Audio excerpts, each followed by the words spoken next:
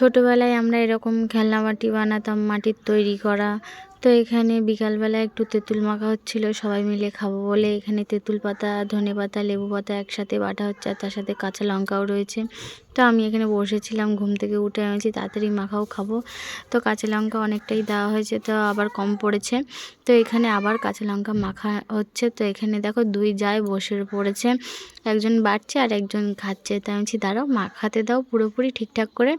তো বলছি না খাবো। আর এই আমার ভাই, কাকার ছেলে, এ বসে রয়েছে খাবে বলে। তো আমি বলছি দাঁড়া মাখা হয়ে যাক, তারপরে দেবো তোদেরকে। তো এখানে একটু লবণ, তেল তারপরে দিয়ে ভালো মতন করে মাখাচ্ছিলো। তো আমি চাই একটু গুঁড়ো লঙ্কা দাও, গুঁড়ো লঙ্কা না দিলে ভালো লাগবে না।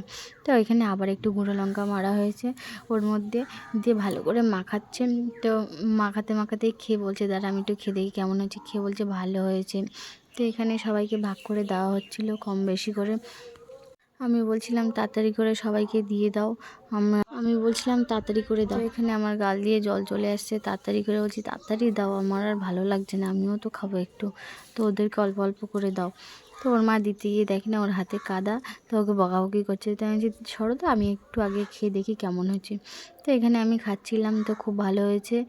তো কথাটা দেখে কেউ বাজে কমেন্ট করবে না, ঠিক আছে বন্ধুরা।